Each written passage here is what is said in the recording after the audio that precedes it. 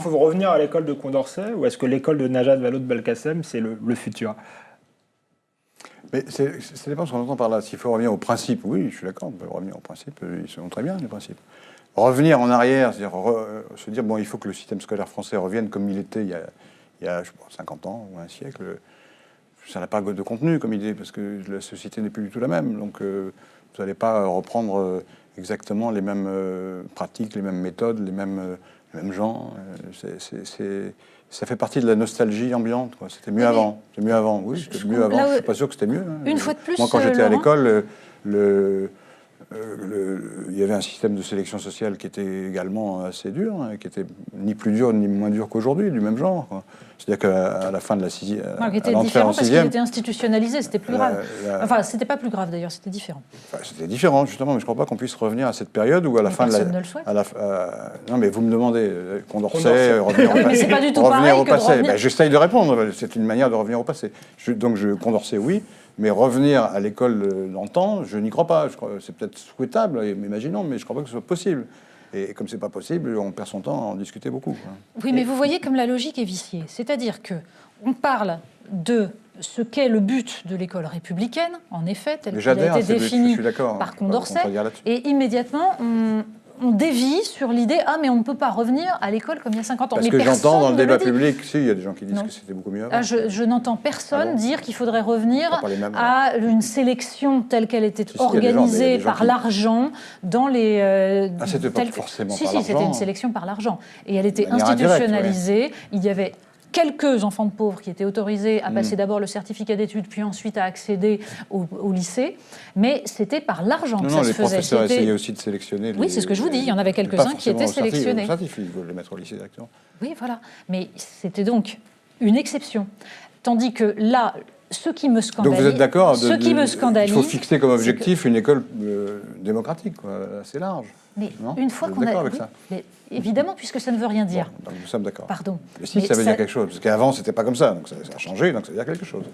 Oui, puisque je viens de vous expliquer justement qu'il n'était pas souhaitable de revenir. Je constate que nous sommes d'accord sur ce point, c'est bien. Oui, mais comme ça ne sert à rien, je pense que le plus intéressant est de passer directement à la suite. Si, ça sert à rien fixer des objectifs de démocratisation, c'est bien. Voilà. Mais qu'est-ce que vous appelez démocratisation? Pardon. L'égalité des chances entre tous les gens, quelle que soit leur origine sociale. C'est ça l'objectif. Il n'est pas atteint aujourd'hui, c'est d'où le problème. Laurent, il y a deux choses différentes. Il y a le système, l'organisation du système, qui doit être démocratique dans le sens où il ne doit pas sélectionner en fonction du milieu social, en fonction de l'origine, etc. Essayer de monter une génération à un niveau de formation moyen plus élevé. Ça existe. Désormais, depuis la loi Haby, et petit à petit, on a bricolé.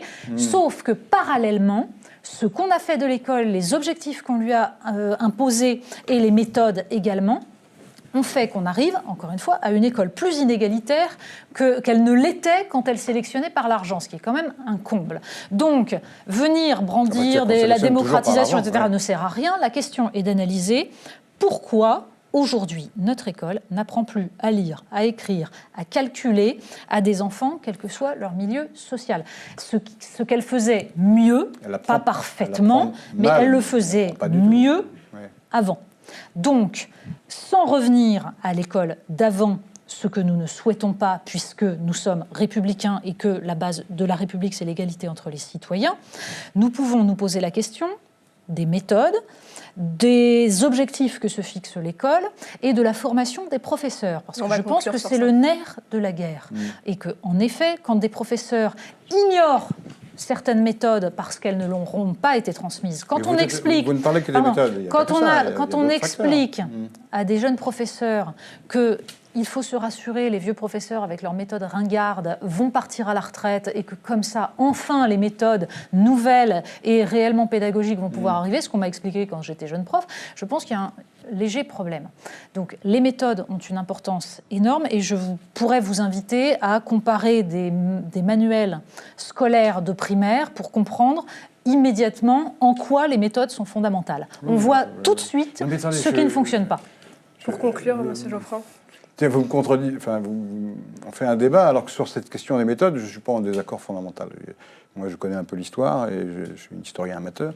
C'est vrai que les manuels scolaires d'histoire me semblent épouvantables et qu'on devrait faire des manuels différents, où le récit, les personnages jouent un rôle beaucoup plus important. Quand je parle de méthode, Donc je parle là, aussi de la façon, du oui, mais c'est message ça, les qu'on méthodes. transmet, Les méthodes, c'est-à-dire c'est la manière d'enseigner, du goût oui. de l'effort, de l'exigence qu'on peut avoir vis-à-vis des élèves, de la façon dont on nourrit leur appétit de savoir. C'est tout ça aussi qui, petit à petit, n'a pas été fait dans le bon sens, parce que on a expliqué Donc, pendant je pense des années que effectivement des l'école réformes à devait faire. simplement Il y a épanouir. une réforme du primaire qui est très importante et qui consiste effectivement à utiliser les méthodes éprouvées, les méthodes qui marchent le mieux. Pas besoin de faire de rhétorique là-dessus. Et deuxièmement, que les moyens doivent être suffisants. Il est probable qu'au collège, l'autorité des chefs d'établissement doit être renforcée. Elle est, à mon avis, insuffisante, d'après ce que je peux en juger. Et il y a beaucoup d'autres choses comme ça de bon sens à La réforme faire. du collège de Voilà. Najat Vallaud-Belkacem, par exemple, qui va dans le sens de toutes les réformes qui ont été prises depuis 30 ans pour abolir petit à petit les savoirs disciplinaires, pour essayer de coller à cet enseignement par compétence Non, mais qui est purement utilitariste des cas et qui où détruit l'idéal des cas où on fait d'émancipation de travailler l'école. des gens ensemble qui ne sont pas forcément de la même discipline, c'est pas forcément stupide. Ça peut avoir une efficacité aussi. Non, mais marier Moi, je me souviens, même de mon temps, qui est permanence, très ancien, il y avait ce genre d'exercice. Mais justement, qui n'était n'insultons pas la transmission du savoir direct, mais un exercice pratique, une sortie. C'est pas idiot de faire ça. En effet, mais n'insultons pas les professeurs, ils le font depuis réquisitoire, des c'est années. honteux, ils sont allés visiter l'église d'à côté pour voir comment elle était. C'est ce que je lis, c'est ce que je lis, hein, c'est ce que je lis. Pas chez vous forcément, mais c'est ce que je lis. On a presque réussi à vous mettre d'accord. Il y a une espèce On concluait sur une de note virulence positive. incroyable d'un certain nombre d'auteurs. On a l'impression qu'on est devenu une nation où les gens, personne ne sait plus lire, ni écrire, ni faire quoi que ce soit. C'est complètement faux, ce qui est ridicule. Quoi. Donc, ce discours de l'effroi, comme ça, en plus, c'est paralysant. Rien ne marche, tout va très mal. D'orthographe grammaticale, c'est-à-dire celui qui permet de savoir. Oui, je sais, si il vient d'avoir une étude qui est sortie qui montre qu'elle a baissé. Exactement. Et l'orthographe grammaticale, c'est pas justement de savoir si on met un ou deux N à rationnel, ça tout le monde s'en fiche. C'est de savoir comment on distingue. Mais oui.